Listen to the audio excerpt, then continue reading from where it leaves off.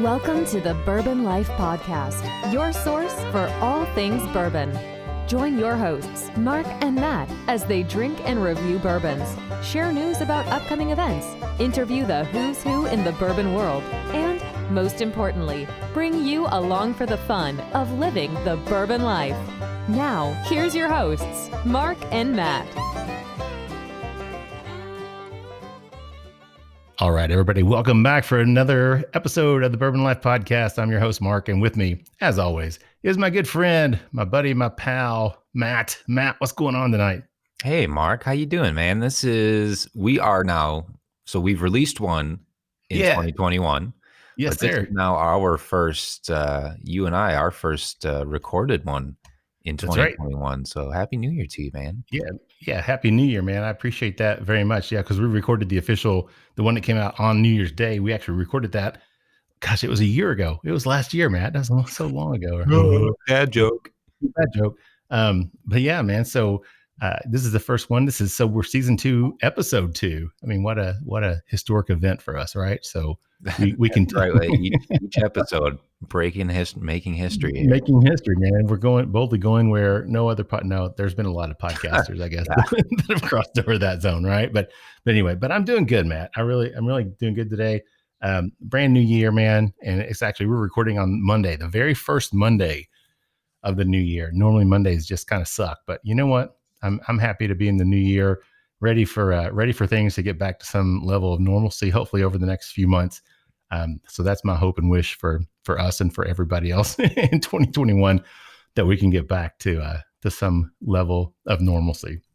But before we get into the show, I need to thank our sponsors, Matt, which is the Stave Restaurant there in Millville, Kentucky, making some great food out there. Stop by and check them out. I think they may actually, for January, they may be closed down for a couple of weeks this month. So before you head out, you might want to just double check, give them a call. Make sure that they are still open before you drive out there. If you're in Lexington, it's only about 25 minutes away. It's not that bad of a drive. Louisville's about 35 minutes away, but just give them a call, check them out online. But yeah, they're doing some great stuff out there. Our friends, Eric and Rebecca Burnworth, that own it, just wonderful people. So check them out, thestavekentucky.com. And then also 3 Chord Bourbon, our newest sponsor. We're really happy to have them on board. Ari Sussman, the master blender and distiller. He's just doing some really, really unique and great things with their bourbon and their rye. So we've had them on the show before. If you've not checked out that episode, please go back, check that out. You won't be sorry. We had Ari and Neil Giraldo, who's the owner, on the show. Both just really, really good guys. So Matt, I thank the sponsors. Oh, we need to do the birthdays, right? So we got 2 of our Barrel Society members. No, dude, I forgot that, but I got it on my list. See, I even put it on the list tonight, so I don't forget it. Last week we forgot Deborah. I believe her last name is Hellringer. Her birthday was last week, and we forgot her. So I'm sorry, Deborah, but happy birthday to you. And then also Laurie Rayhill. Her birthday actually is on Friday, the day this show comes out. So happy birthday to Laurie. Happy birthday, Deborah and Laurie. Yeah, man. So now I got everything covered, Matt. So let's get to the show. You want to tell everybody who we have with us tonight? Absolutely. Let's get right into it. We finished out season 1 down in Tennessee. Our last guest was in Tennessee, and we are going to start our first guest of season 2 in Tennessee as well. So joining us from Memphis is the CEO of BR Distilling, McCauley Williams. McCauley, welcome to the Bourbon Life Podcast this evening. Guys, thank y'all so much for having me. Excited to be here and happy to be in 2021. Yeah, isn't that it's like kick 2020's ass to the curb and let's move forward, right? Amen. Definitely. But Matt, that's funny you pointed that out. I didn't think about that. We closed out on, I guess, Christmas was our last show of 2020, and we had Fawn Weaver from Uncle Nearest on the show with us.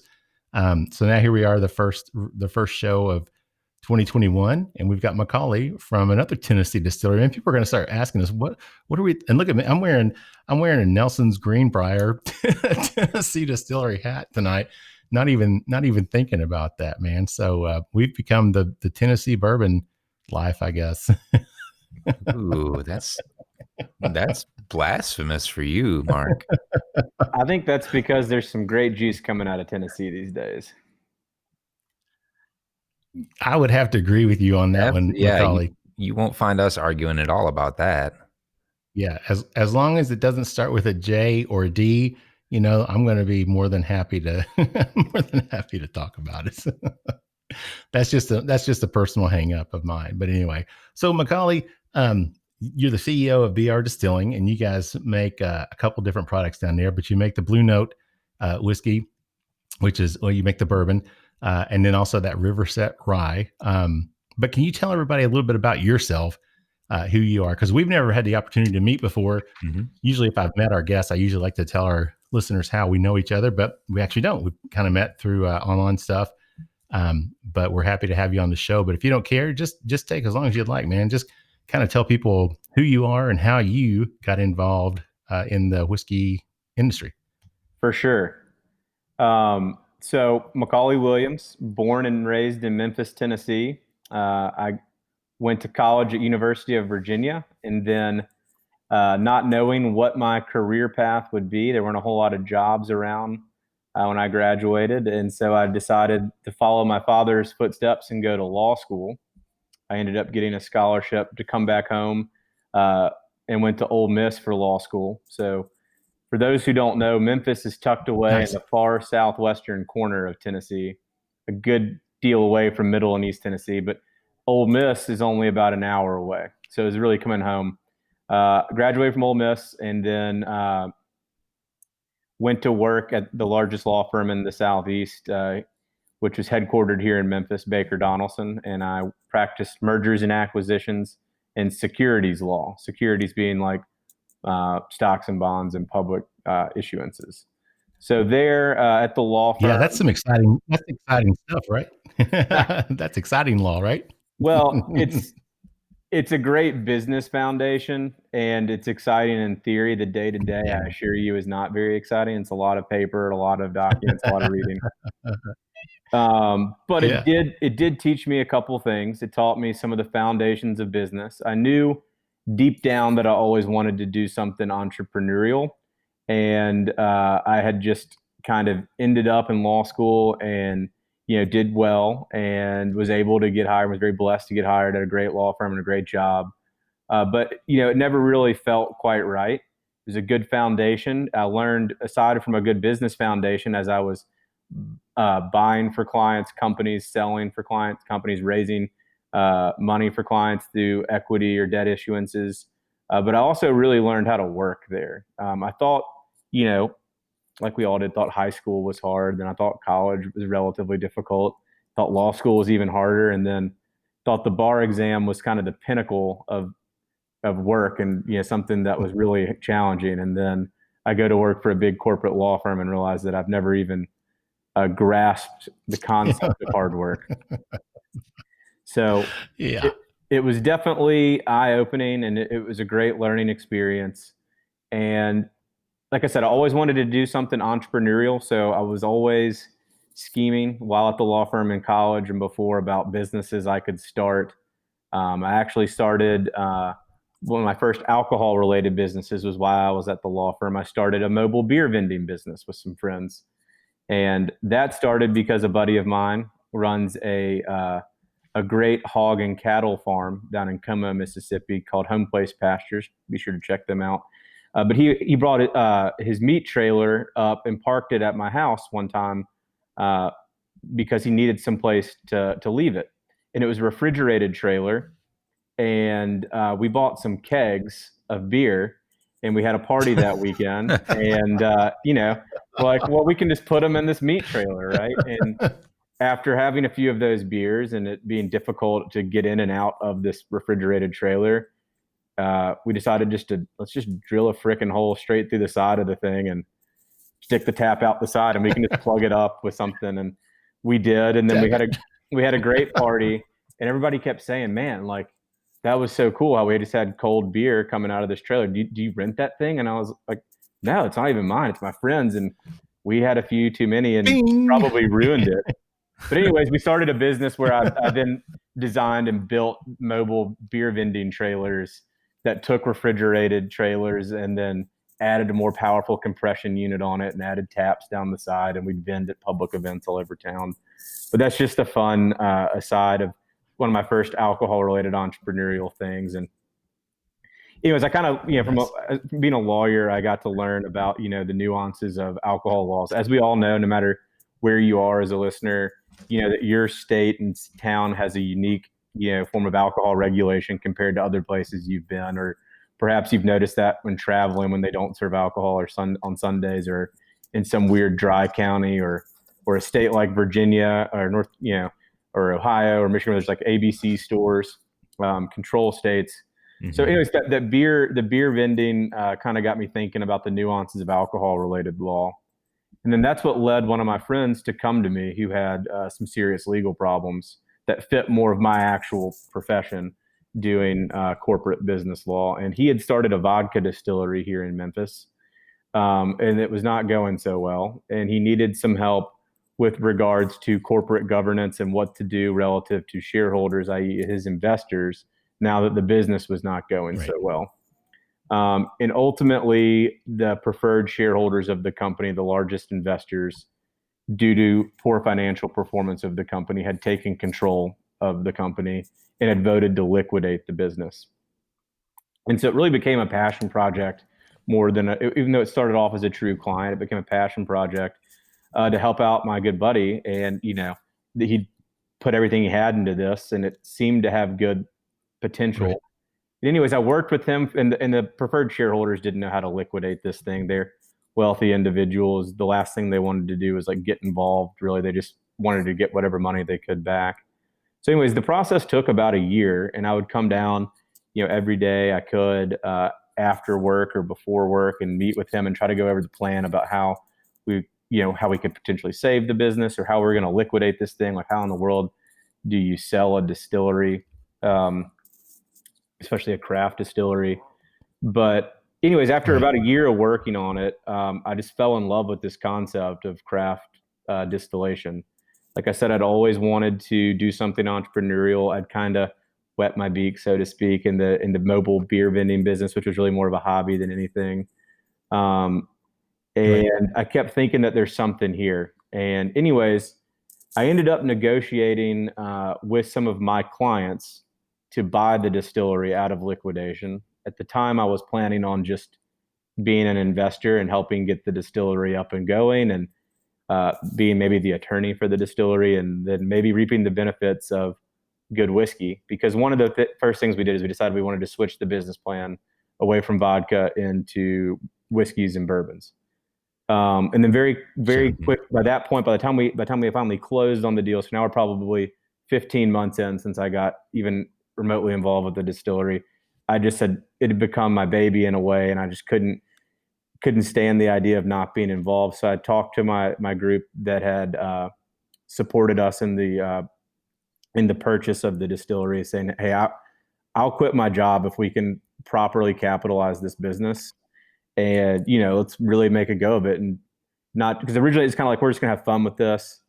And build a hobby craft distillery. And I was like, if we can all agree that let's really make a go of trying to build something special, build a big brand, built on the right principles of never cutting corners, and that we think we can actually create some jobs here in Memphis by scaling this thing up, I'll quit my job and run it. And we all agreed, and we actually had a couple of drinks, and that was actually the night that we got our ABC license from the Tennessee ABC as the proud new owners of this distillery. And it was 1 or 2 months before I was supposed to get married. So they actually asked me, hey, if you're serious, like, it's not just the whiskey talk. And I was like, no, I'm dead serious.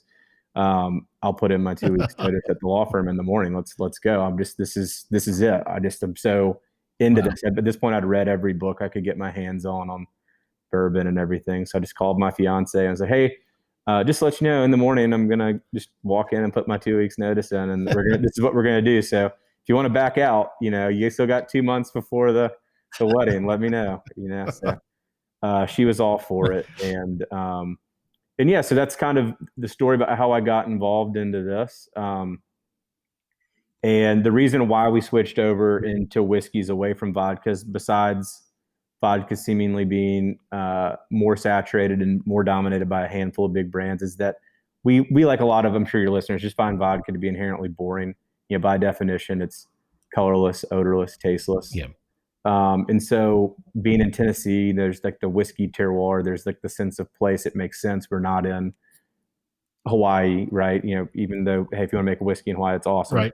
But it seemed to make sense to do whiskey. And then obviously we saw, just the craft whiskey and the bourbon boom, as we have now learned to refer to it as. And so it just seemed to make sense from a location standpoint, from a personal interest standpoint, and then from a business standpoint to shift over to doing whiskey. And so, I just fell, head over heels in love with craft bourbon and the movement. And like I said, read every book I could get my hands on and just scoured the internet reading blogs. Never participated too heavily in like the secondary trade, but I would go around and try to get my hands on various bottles I'd see people reviewing. And so anyways, we closed on the distillery and bought that 3.5 years ago. And so I've been full-time in the whiskey business ever since. And here we are today in 2021. We have about 20 employees and we're selling our brands in 14 states and growing. So, so far very blessed to see success, and it's been a really fun ride. Yeah, it definitely sounds like it. And real quick before we got a few minutes before we end up session 1 here, but we're drinking something we always forget to, you know what, Matt, I do this all the time. We usually start and talk about what we're drinking first. So McCauley, we forgot, I forgot to do that. I didn't guide the ship very well tonight, but do you want to tell everybody? I think we're doing all right.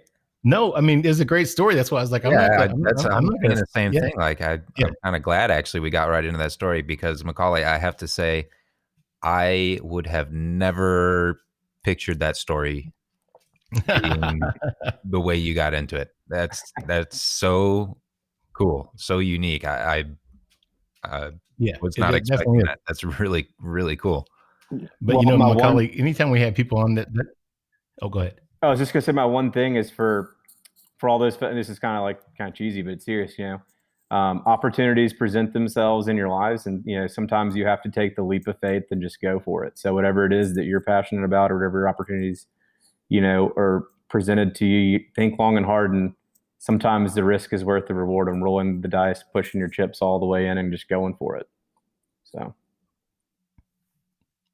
That is definitely some solid advice. And, McCauley, you don't know this probably, but I also am an attorney.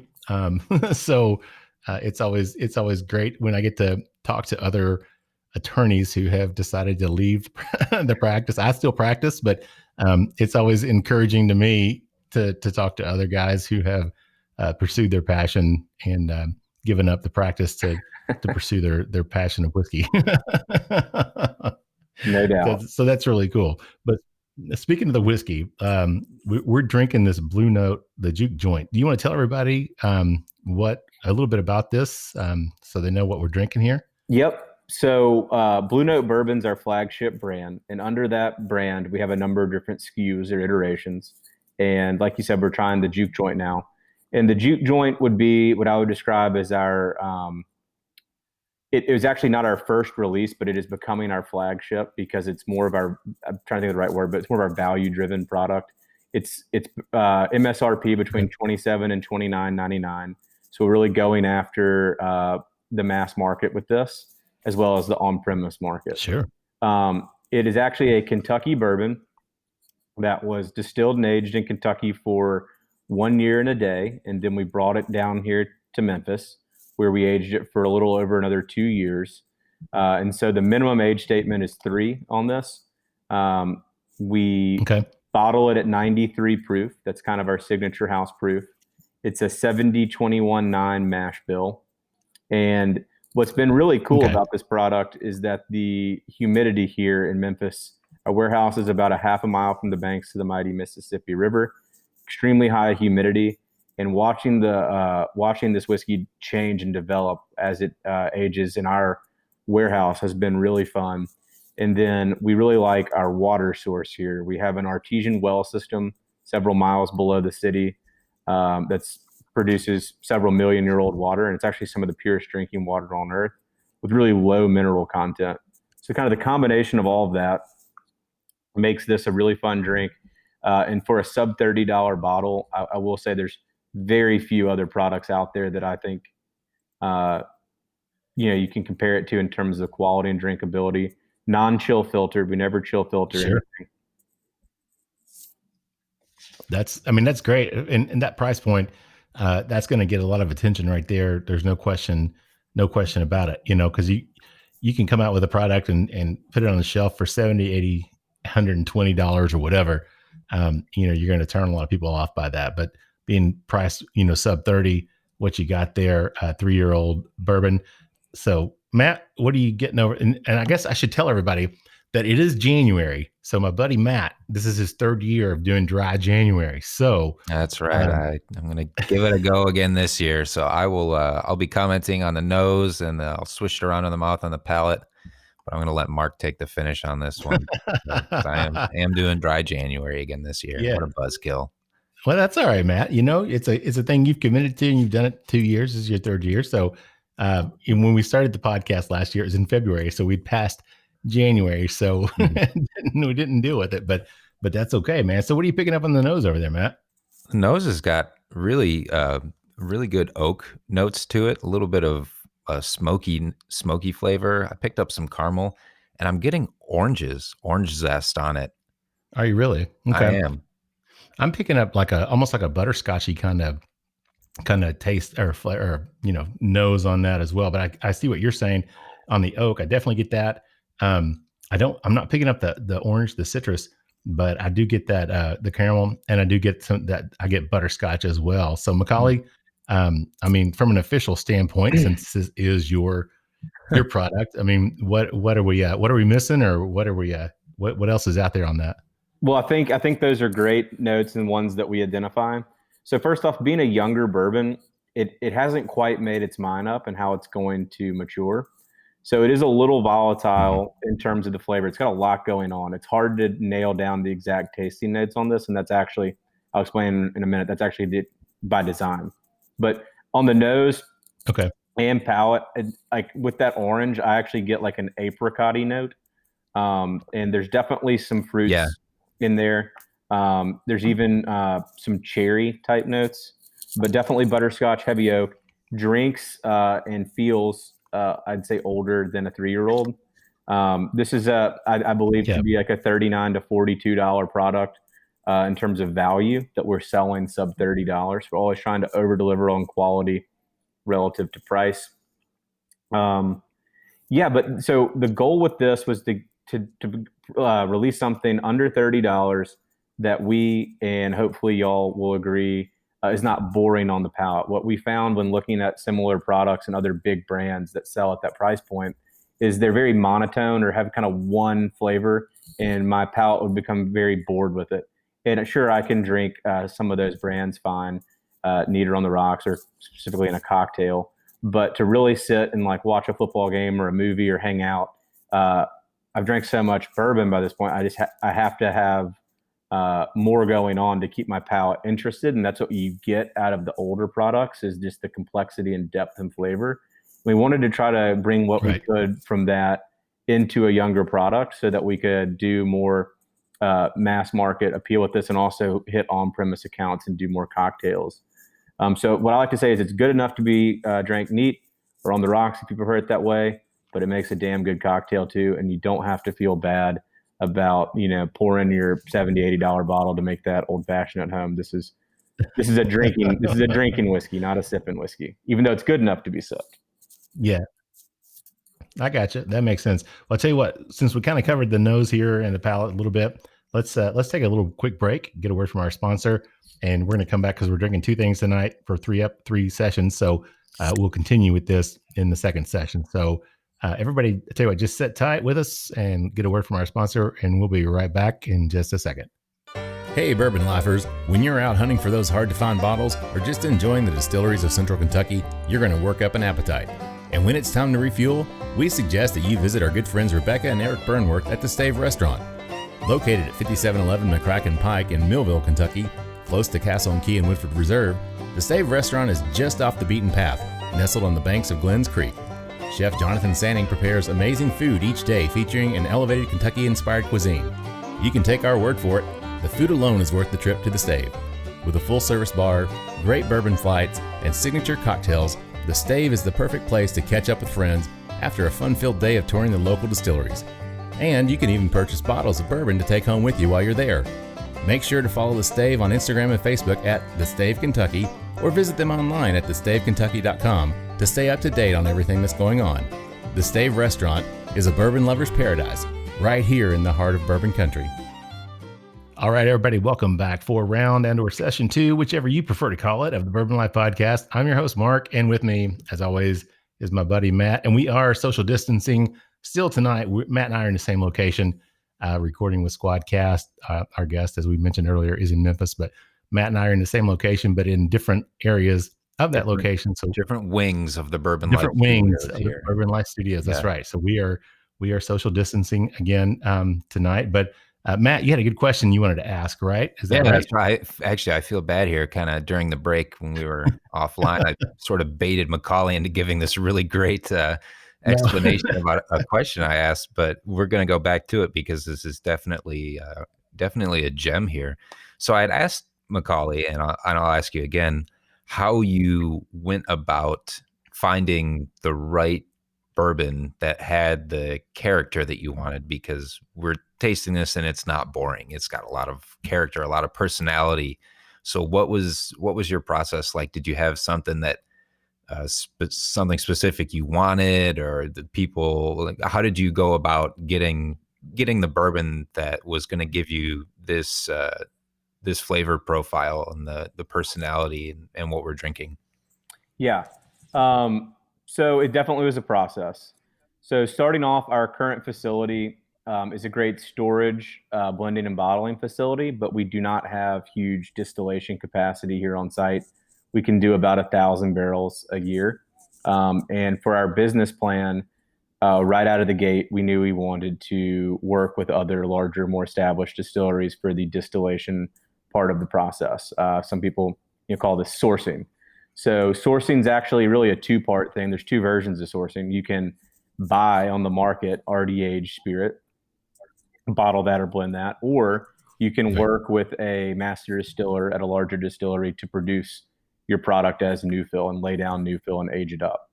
And we've actually done both, but in this particular SKU, so with our 9-year version of Blue Note, we've only been around 3.5 years. Doesn't take a mathematician to realize that we probably had to buy something with some age on it to get going with that SKU. But for this, with the Juke joint, we contract distilled. So we met with various groups, groups from Kentucky, Indiana, Tennessee, that do contract distillation.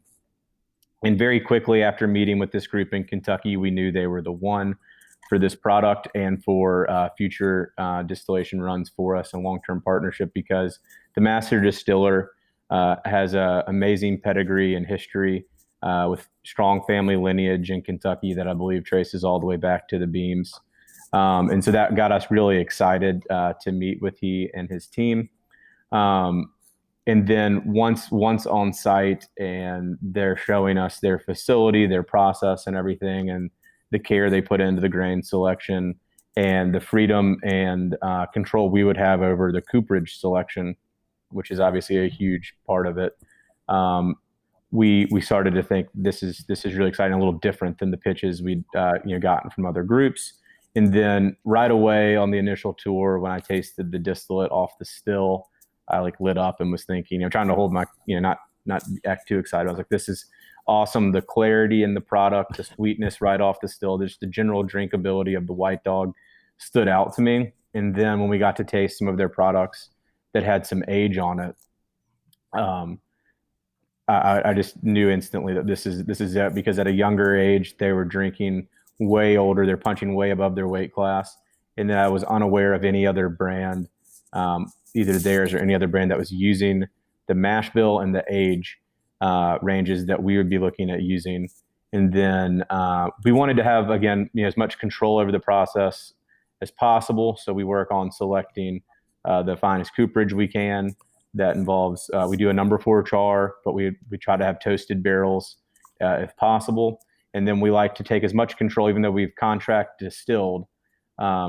We could bring those barrels immediately to Tennessee, but to be able to be a Kentucky bourbon, they have to stay there, for the year and a day. So we figured we needed to get at least that certification, because who knows if we would regret that if we didn't, right? And once it comes across the state line, no going back. So we decided the process would be, we'll leave them there for a year and a day, bring them to Memphis, because we knew we have a unique aging climate due to our high heat and humidity, and that would then further transform this product. So we did that, and then we also knew our low mineral content water. A lot of the Kentucky and Middle Tennessee folks are really proud of the limestone water. Our water is just pretty much pure H2O, even prior to reverse osmosis. So we knew those two combinations were really going to change this and make it our own. We really liked the product at 93 proof. We felt like that's where it really opened up, still had enough kick, enough burn to let you know it's there, but then also be approachable for folks that maybe aren't, lovers of the super high heat, but also it's got enough heat that it will appeal to folks. So part of the things we want to do in any of our products is pander to the bourbon collector, the aficionado audience, but also not at the expense or exclusion of the general populace or folks that are trying to get into bourbon. So that was kind of what we're thinking about, is how can we try to play to both audiences? And that's kind of the genesis of this product. And so Blue Note, the brand, is named after the Memphis Blues, and to pay homage to the Memphis Blues, which Memphis is known to be the home of the blues and the birthplace of rock and roll. Of course, the early rock and roll folks took a lot of influence from the blues players, but Memphis is very importantly the home of the blues, not the birthplace of the blues. So for Blue Note, we're the home of Blue Note, but not necessarily the birthplace. So similar to the early blues musicians that migrated from various regions to Memphis, this product has also gone on that similar journey, and we call it the Juke Joint Whiskey, because we want to let people know right out of the gate that this is fun. This is not meant to be a stuck-up brand. This is meant to be drank with your friends, or alone if you're quarantining, but while listening to music, having a good time, and you can experiment with cocktails with it and not feel bad. And so that's kind of the we can't disclose due to NDAs the actual group, but that's the genesis of this product, and it was a fun journey. And so we really have seen this thing grow up since the beginning. So it's really exciting to have it out on the shelves. So now the Juke joint that you got here, so it's 3 years old. And so it's contract distilled, but this is the distillate from that contract distilling, right? So this is Correct. not, it's not a sourced barrel. It's not a barrel you guys bought from somewhere else. I mean, this is your mash bill distilled for you all from, I can guess where it would probably be in Kentucky, but I won't say anything. Welcome to throw out a guess, but yeah. But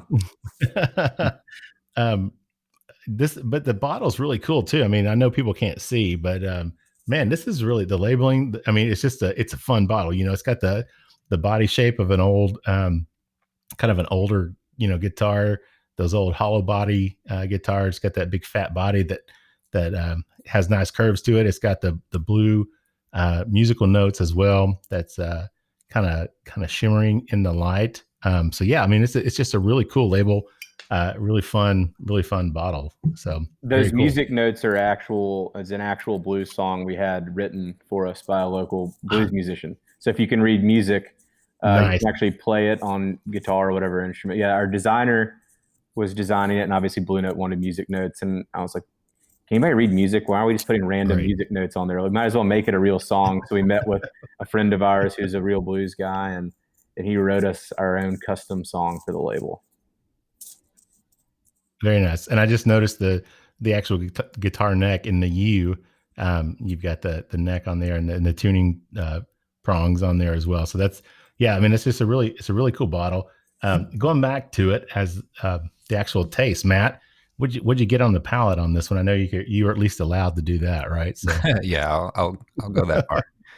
It's got a nice big rye punch on the palate. I was surprised. I figured you're going to like that. I was just waiting for you to jump in on that. So man, dry January. Why? But it's got, again, I think this kind of echoes to one that we had on our show last week, where just a really, really great punch and a lot of good rye right in the palate right up front. And then it gave way to really nice toasted oak. It's got a good, nice oily mouthfeel. I can see definitely non-chill filtered. It's really, really having a go at the glass here, hanging onto the side of it. But it leads to good oak, and a little bit of that citrus was coming through as well for me on the palate. But I think, McCauley, like you were saying, that apricot, again, the when you said that on the nose, it really made a lot of sense, that apricot coming through. And maybe I'm just still thinking apricot, but I got really good rye spice, really nice. I can tell that the aging process has sped up down in Memphis, because for the age that you're saying that we're drinking here, it's got a little bit of a higher advanced degree, if we're talking educational purposes on this one. So it drinks older than I believe it is. So yeah, I agree with that. I agree with that. And the spiciness definitely, and I knew you'd like that 21% rye. I was waiting to get your I would have expected the rye content to be much higher than 21%. So I would like that a lot. I would too. I mean, it's definitely got that spiciness to it. And the amazing thing to me is that, it's funny, the first drink or two I took, it almost had like a tannic finish to it. It was a little bit drying, but the more I've let it open up, it seems like it's kind of lost that. So I'm not getting that tannic taste off of it on the finish that I was before. And now it's just becoming a very nice spiciness. It really coated my mouth, my tongue, even the top of my mouth. And I can feel that tingle, and it continues. I'm really impressed, McCauley, with the way that this finishes. Matt, I know you're not drinking it, but I mean, I know you got the mouthfeel for it. I don't know if you're still getting that tingle from the. Yeah, I'm definitely still getting that really nice, that rye, and it's leading way to a little bit of cinnamon and baking spice too. Yeah, I was gonna say baking spices for sure. I couldn't, I was like kind of torn between cinnamon. I'm thinking black, but I don't get a black peppercorn, and it's not necessarily cinnamon to me. But there's just that spiciness, and it may just be like a baking spiciness to it. But yeah, it's a really good combination. So this is a blend, or well, you kind of talked about that, McCauley. How many barrels go into each of these batches you guys do? Yeah, so just typically the word blend means you're taking different mash bills and blending it together. This is all one mash bill, right? But we do try to keep everything small batch, so we don't go over 30 barrels per batch for this. Okay. So between 20 and 30. That, I mean, is it the same profile you're going for with every? I mean, because you're dealing with the same mash bill, similar barrels, but you're still going to have some discrepancies there. Are you still going for the same? I mean, this is your, this is the one you want the mass appeal. I would assume you're going for that taste, the same taste, the same appeal on each bottle. Is that correct? Or that's exactly right. Yep. On our 9-year that is labeled as a small batch, we do allow for more flexibility from batch to batch. But with this, we are trying to hone in on a consistent flavor and overall profile that we can repeat. The batches vary from 20 to 30 right now, just due to taste, tank capacity, depending on where we are. Sometimes we will add back onto a tank before we've pulled down all of it. But we are always checking to make sure it's matching up with the same flavor profile that we're going for every time. Sure. Yeah. I mean, that makes perfect sense. And I tell you, we're a little over halfway through this section, so we should probably close it out on this one. Matt, I just realized that we forgot to pour you all right. So you all keep talking. I'm going to go get a pour of that real quick and fill me in when I get back. Yeah, that'll be good. Yeah, I forgot to get Matt a pour of the Riverset Rye. Jeez, while we're taking guy. I know, man. It's like I'm falling apart tonight, Matt. The first real show of the new year, and I'm already just falling apart on this. But yeah, so final thoughts on this one to me. Like Matt said, it's just the nose on it to me. I still pick up that butterscotch, the caramel, and actually I almost started getting a little bit of like a brown sugar type of nose on it as it sat in the glass a little bit longer. And then on the palate, again, that spiciness just really comes through. It coats the mouth really well. the oiliness, that you get in your mouth, that kind of creaminess almost. It's just kind of surprising, the finish on it that lasted, and it's still going on in my mouth. So I'm really kind of surprised, McCauley, how long this is going on. Yeah, we're really excited about this product. We wanted something with a long finish, not necessarily a big long hug. So it does have a smooth finish, but definitely the flavors are left on your palate, and it makes you want another sip. Yeah, it definitely does. And that's a good point. I'm glad you said that, because, earlier we were talking about the proof being 93 proof, and you were talking about the appeal to, to normal, bourbon drinkers that like to drink things neat, but also to people that want to drink in a cocktail. And this definitely has the appeal to me, and it drinks a little bit hotter to me than 93 proof. I wouldn't, if you gave me this and asked me to guess what the proof was, I would have guessed that this was probably a 101, or maybe a little bit higher than that.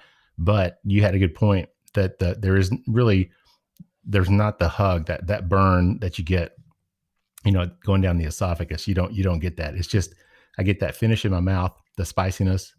Matt, I don't know. I mean, you didn't get the whole finish effect on that one. Not the whole thing. I would love to taste this at barrel strength. Like that. Mm-hmm. Yep. Yeah. We are coming out with that this year called the Blue Note. Oh, no Juke kidding. Point. Yeah. It's the uncut, so it's sort of playing off uncut record or that concept. Sure. But yeah, it's we've had a lot of requests for that, and we're really excited to release that this spring. Wow, I bet that is going to be absolutely delicious. We will keep our eyes peeled for that product, no doubt. Yeah, definitely. All right, so yeah, for me, I'm a fan of that Juke joint. Definitely good bourbon, and for the price, I mean, under $30. I mean, you can't beat that, McCauley. So you guys had an objective and a mission with that particular expression, and I'd say you definitely hit the nail right on the head with that one. Thank you.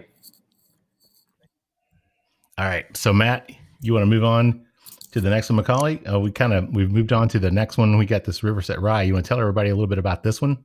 Yep. So we knew we wanted to create more than just one brand under our portfolio, but we wanted them to have great commonality and synergies, with Memphis being the main central theme. And so, like I said, Memphis is on the banks of the mighty Mississippi River.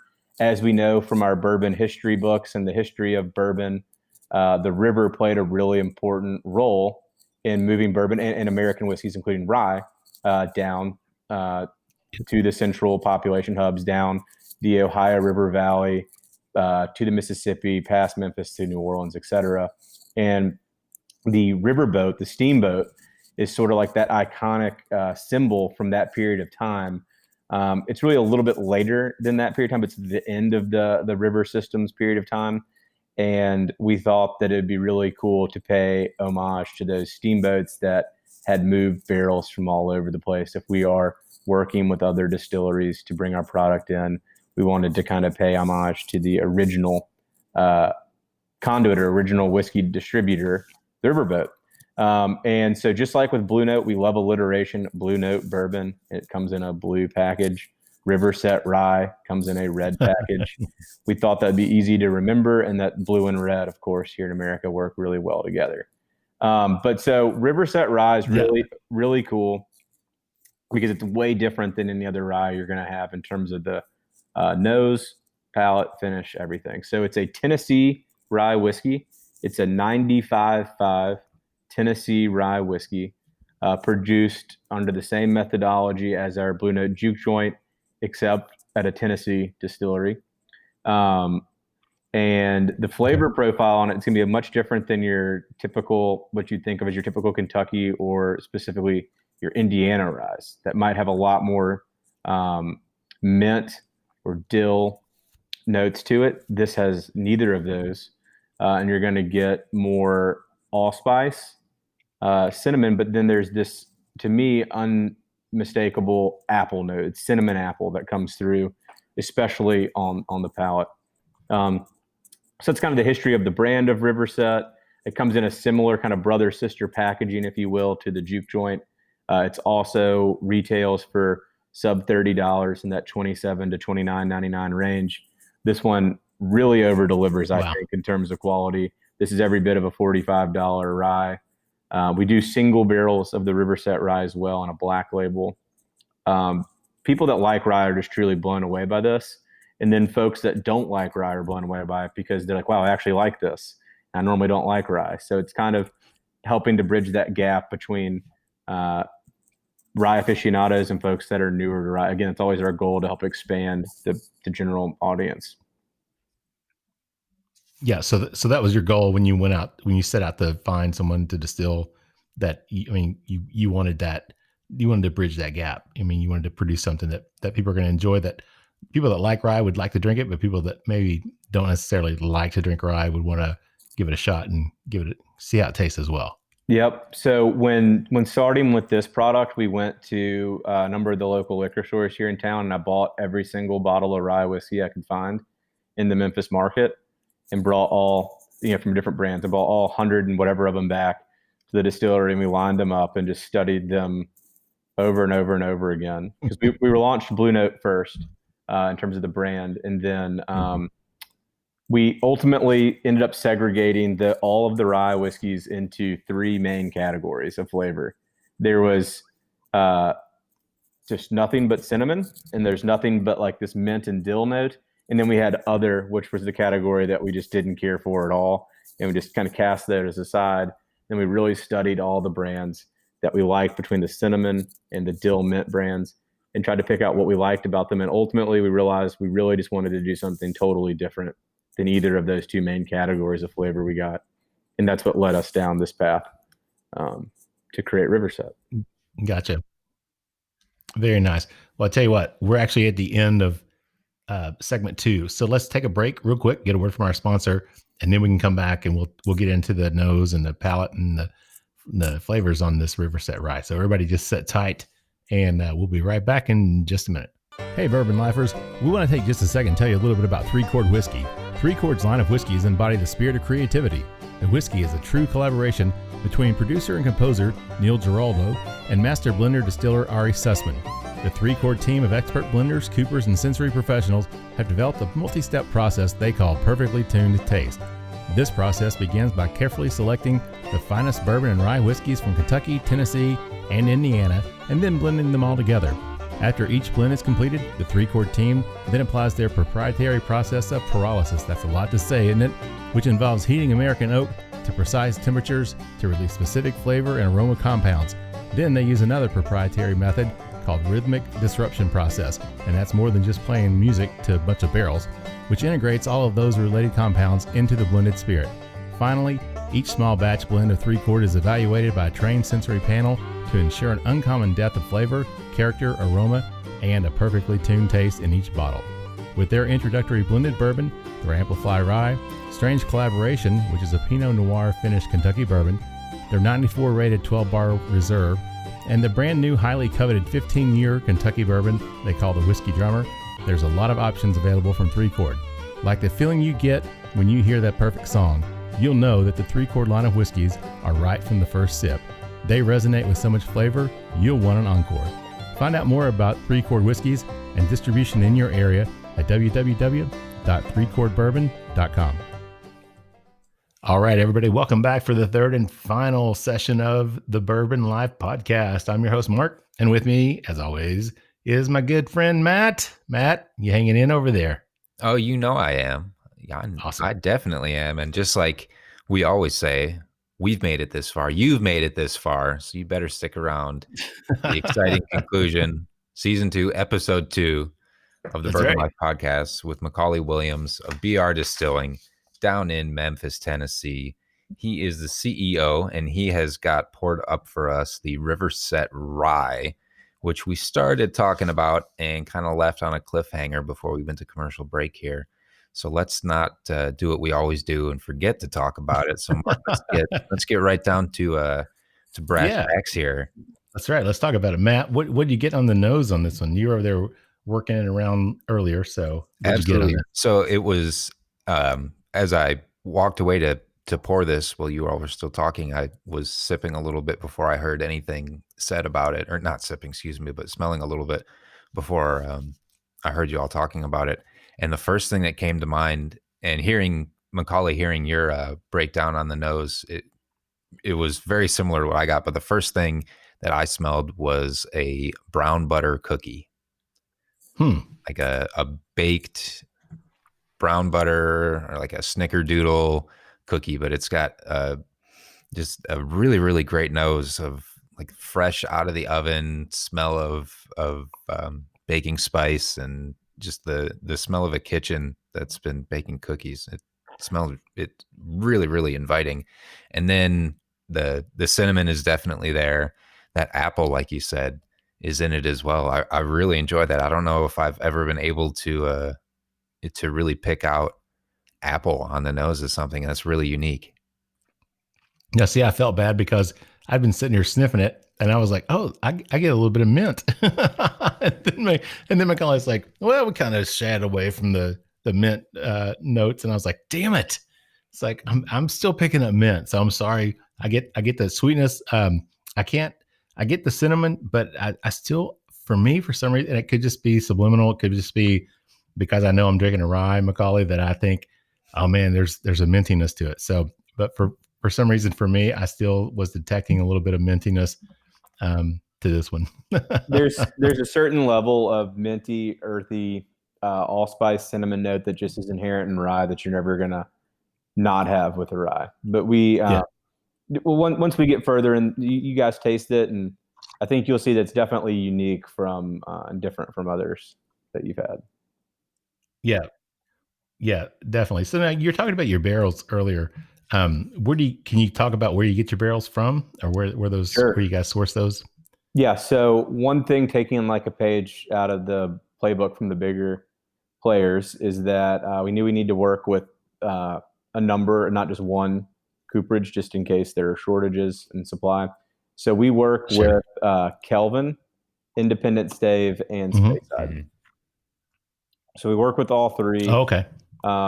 And that also helps add, a certain level of complexity and variance into the products. If we're working with all three and then kind of mingling barrels that have come from all three cooperages, that adds a level of complexity to it. But it's really more of a supply chain management deal. And we've just heard from other more established groups is you need contracts with a number of groups. You're not dependent on any one. But again, we try to focus on the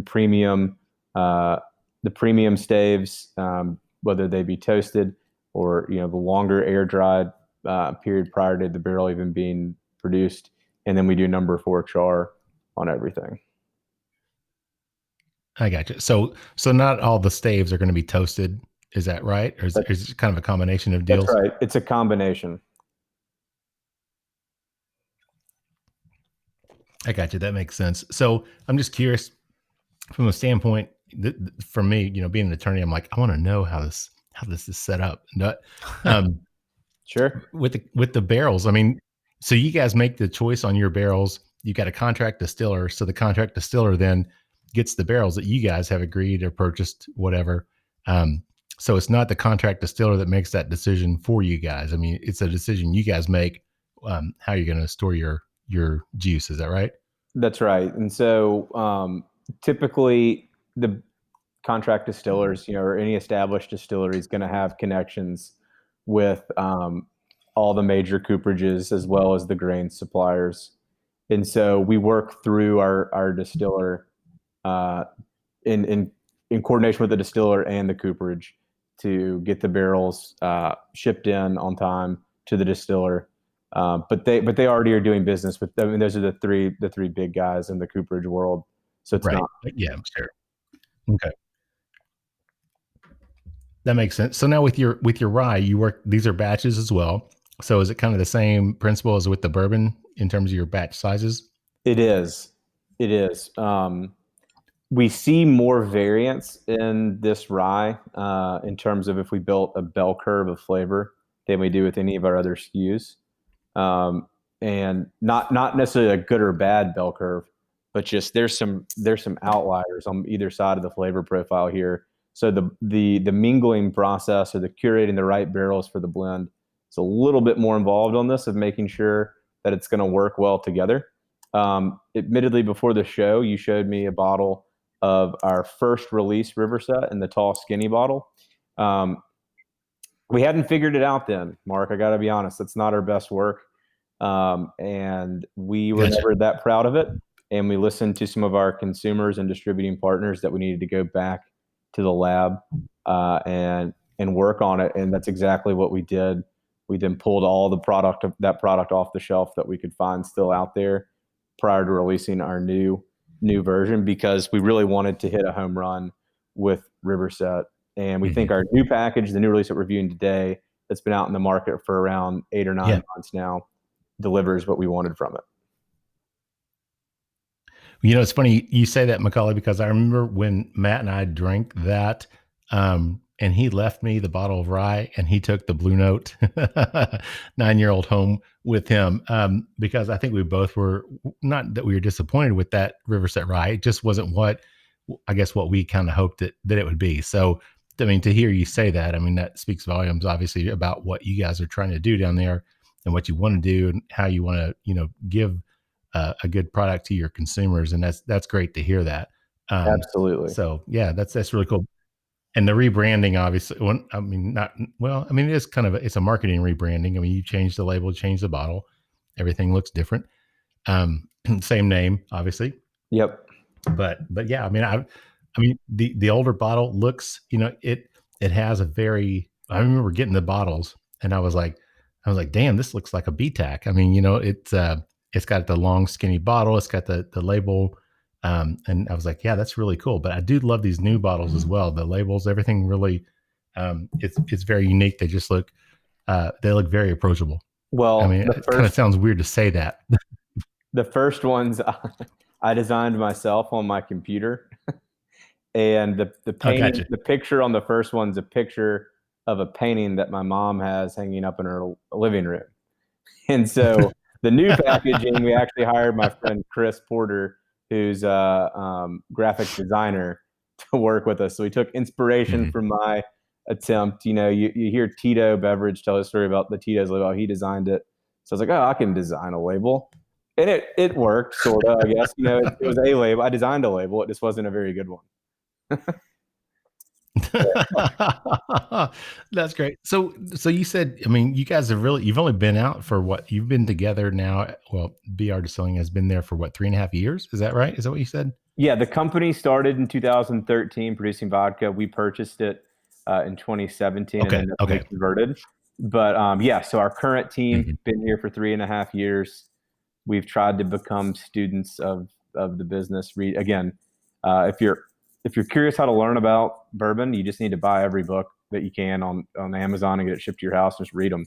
And then obviously you got to meet with folks in the industry. And I went to Moonshine University, but it's just amazing, how much you can learn by delving into these old obscure books on the history of the industry, the science behind it, et cetera. So we feel like we've learned quickly.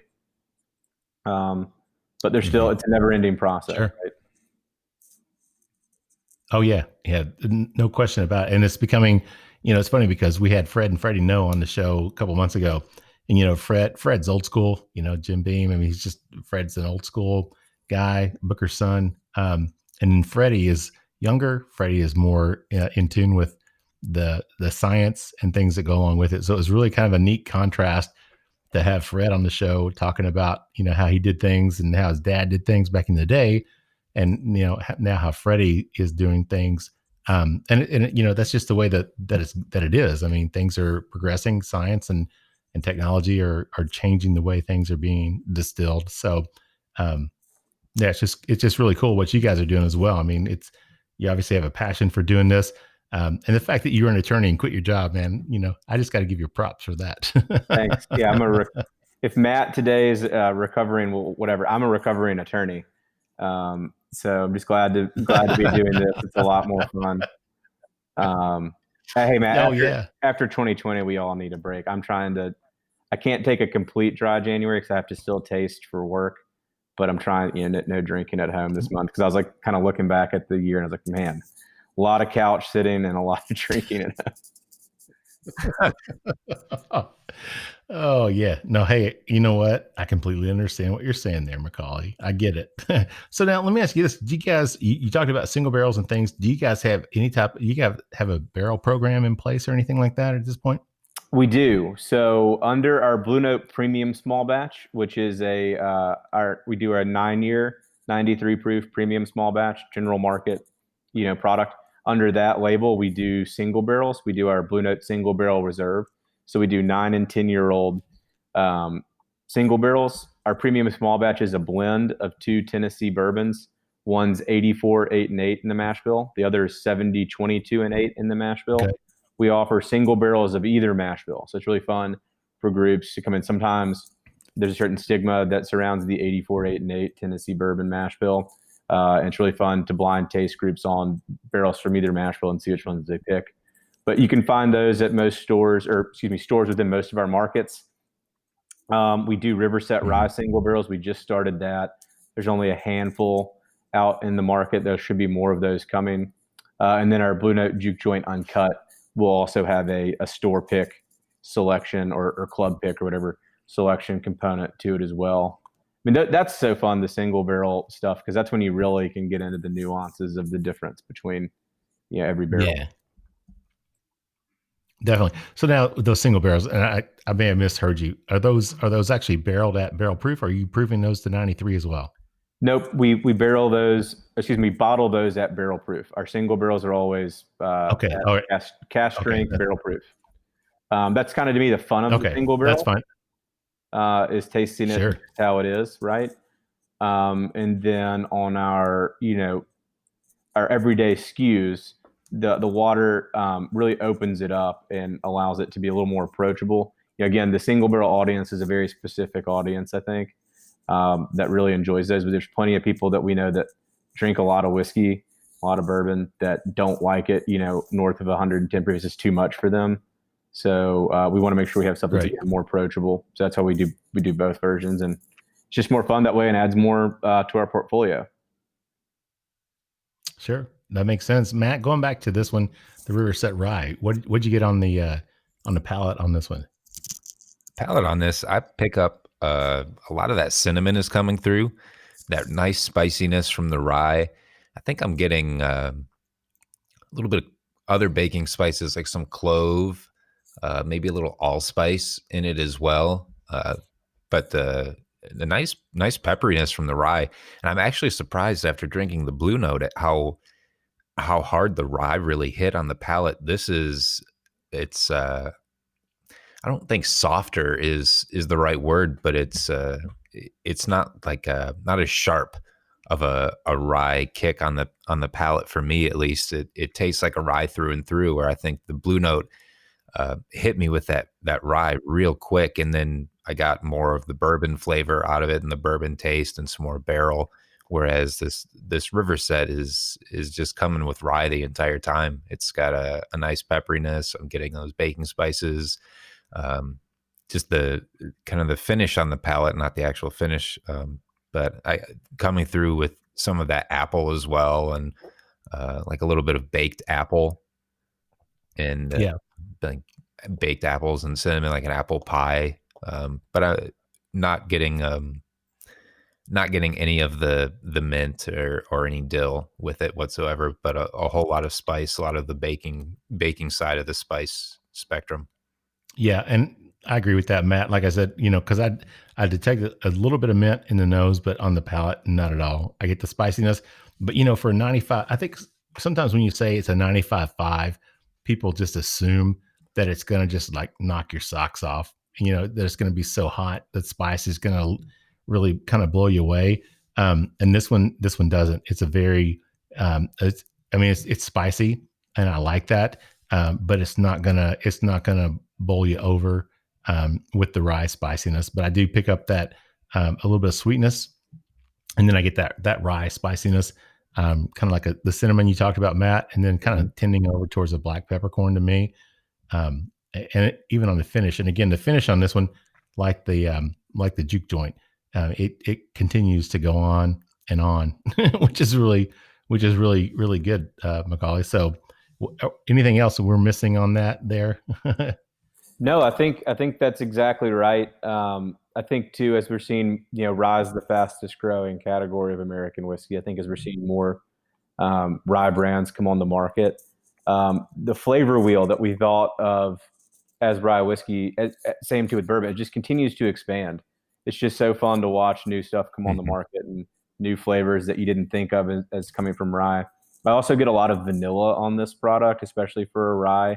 So I get like my main is like vanilla, cinnamon, allspice, clove. Matt is dead on. I always forget to say clove, and then the apple.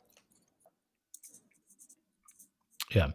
Yeah. I mean, to me, the first time I've had something so prominent with apple, and I think I'm going to try to give myself credit, though I probably wouldn't have. But McCauley, if you hadn't said apple, I might have. I don't know.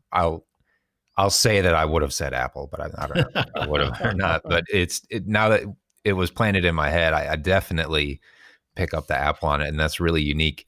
It's cool in the journey that Mark and I have been on down the Bourbon Life here with all of our podcasts and the guests and everything that we've tried.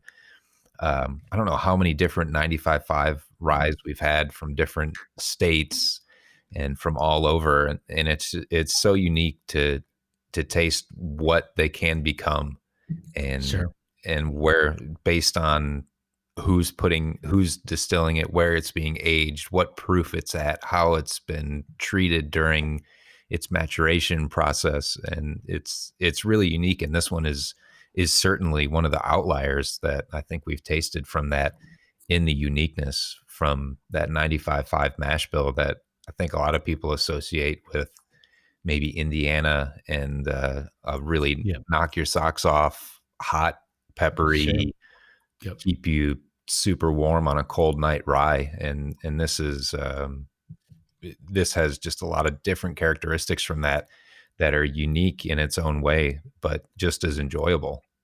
Yeah. It's funny, Matt, because I was sitting here thinking that we've talked on the show about different bourbons or different ryes that, we would want to introduce people to that category with.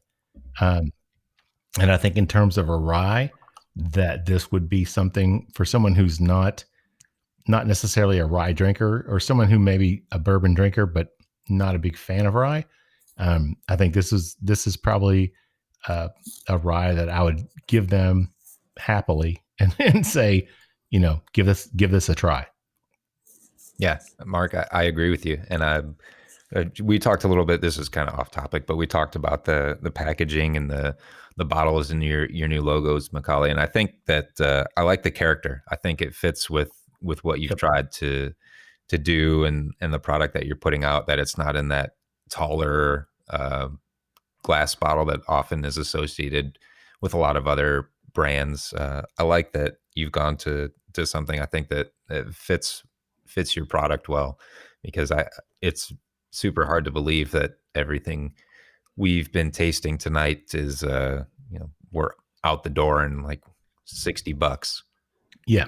Yep. Which for both of them, it is incredible. Yep. So I think one of the pillars. Yeah, I agree. Oh, sorry, Mark. No, go ahead, McCauley. I was just going to say, in this whiskey boom, a lot of suppliers, a lot of producers are putting out stuff and trying to slap the biggest possible price tag they can on it, and are viewing it more as a single time transaction.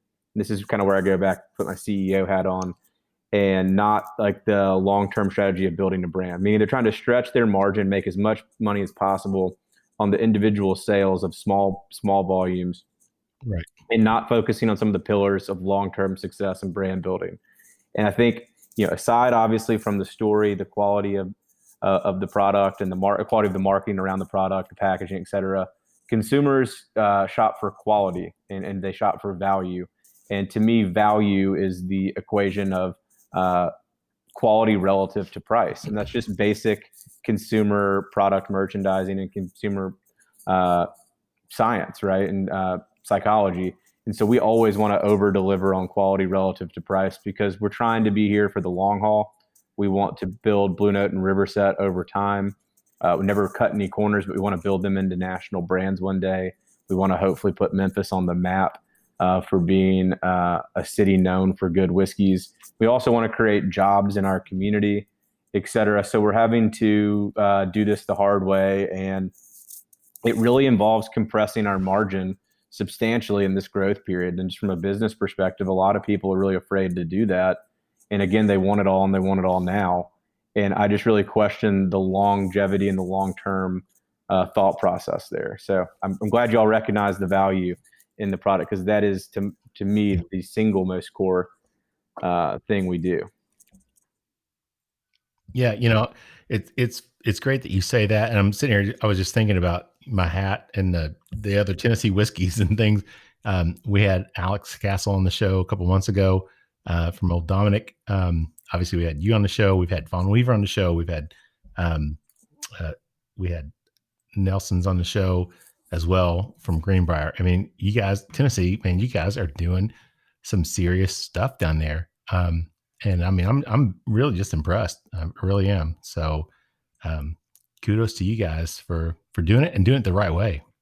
Well, all those folks are great people. I know them all, and think they're also putting out really good stuff. And like you're getting at, is the rising tide is rising all of our ships here in Tennessee.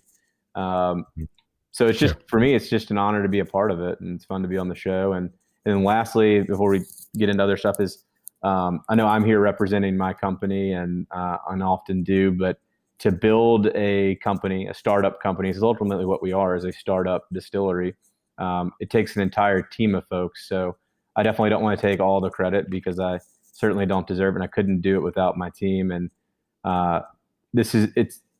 it's a lot more complicated than just trying to make a good whiskey and put it in a bottle, from the accounting, the legal, the little operations, and the marketing of it. I mean, we happen to have chosen a very competitive space to be in, the alcohol business. It's kind of the most competitive from a marketing and sales perspective.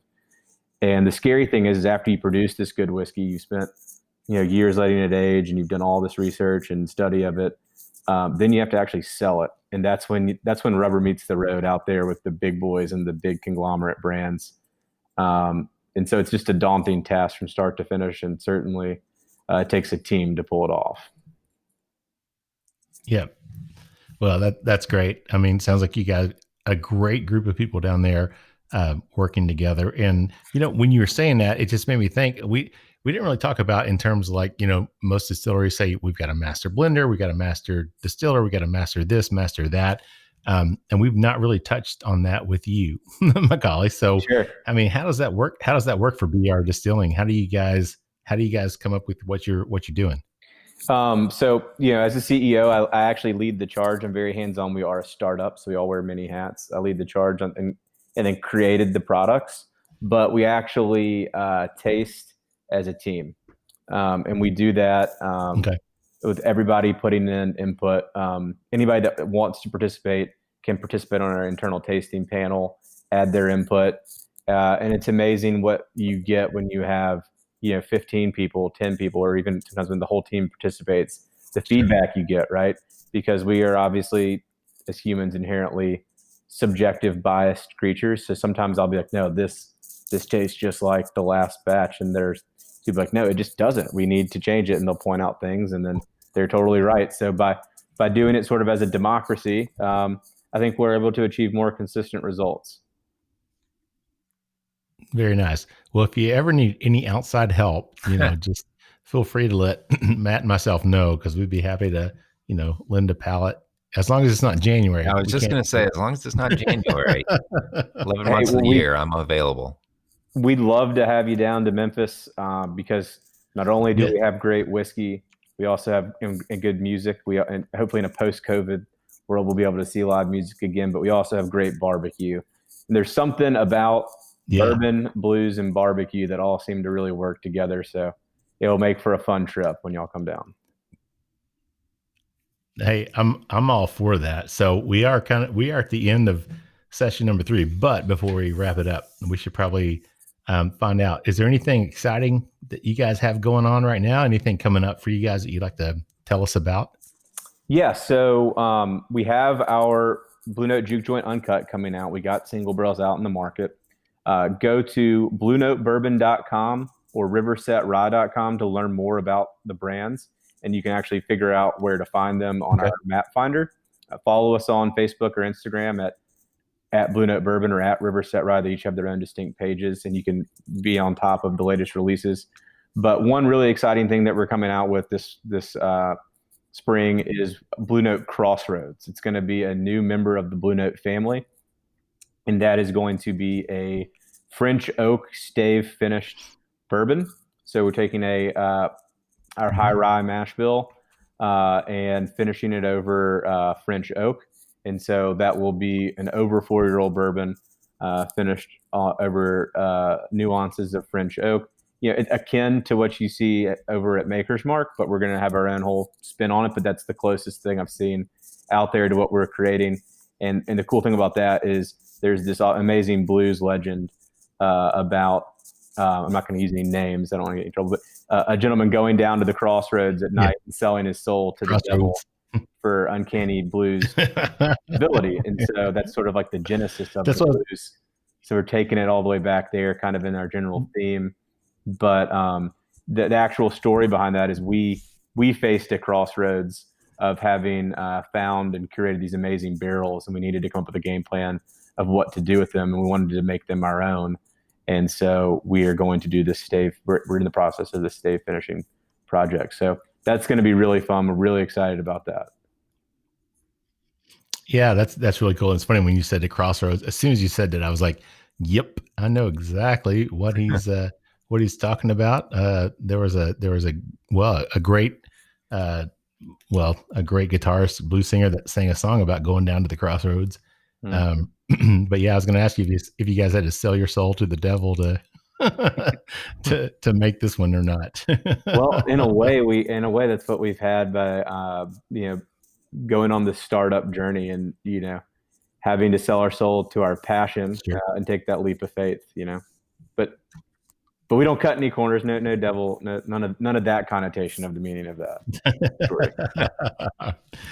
No, that's great, man. I mean, and it's obviously it's apparent through what you guys put out, what you've done, that you guys are very passionate about this and you're very serious about it.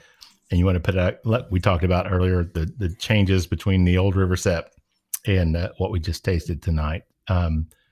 Big difference as far as I can tell. So, it's a great job. You guys have done a really good job what you're doing down there in McCauley. So we should probably close it out because we've run over just a little bit.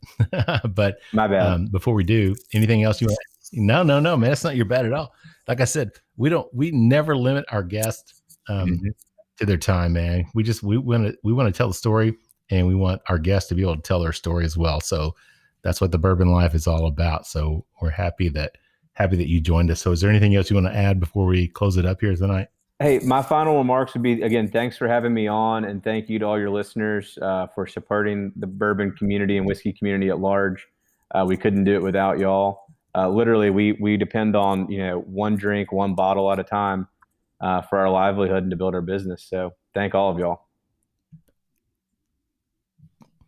Very nice. Thank you, McCauley. We appreciate you joining us tonight. Matt, before we wrap it up, anything you want to add?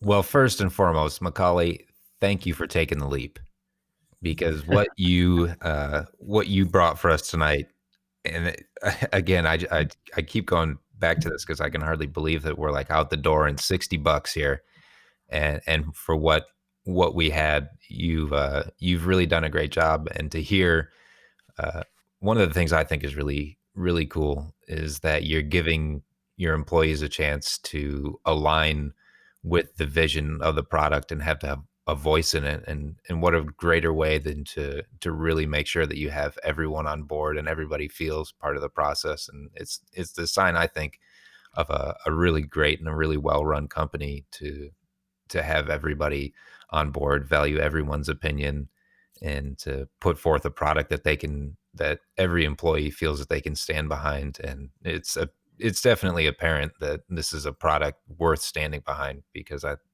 think I'll speak for Mark here in saying that we're both really impressed. I know I wasn't able to completely enjoy things, but everything I had was really, really great. So thank you for doing that, for bringing a product that you believe in, and for sitting down and chatting with us here tonight on the Bourbon Life Podcast. Awesome. Yep, definitely. I will. Yep, I agree with that, Matt. Thank you for saying that. Matt's always so eloquent with his closing statements, man. He should have been an attorney as well, man. You know what I'm saying? Because I'm sober. A trial lawyer.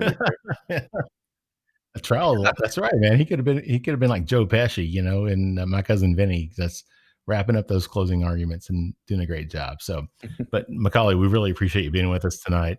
And thanks for what you guys are putting out. Like Matt said, it's really, really good what you guys have done, and the price point. It blows me away that both of these products are at the $30 or less mark. So it's really good. So with that said, I'm going to thank our sponsors again, the Stave Restaurant out in Millville, Kentucky. Check them out online at thestavekentucky.com. And then also 3 Chord Bourbon. I'm very happy to have them on board as a sponsor with us as well. So check them out at 3chordbourbon.com. And with that said, I'm going to send us home with our tagline, which is, may your glasses always be full, and may you keep on living the bourbon life. Thank you for joining us for this week's episode of the Bourbon Life Podcast. Our mission at the Bourbon Life is simple: to share our passion for all things bourbon with you every week. And we'd really love to hear your thoughts on how we're doing. You can find us on Instagram and Facebook at The Bourbon Life. You can also contact us by email at thebourbonlife@gmail.com. And you can always find us on your favorite podcast platform. If you have a moment, we'd love it if you would rate us and give us a review. So until next week, we hope your glass is always full and that you keep on living the bourbon life.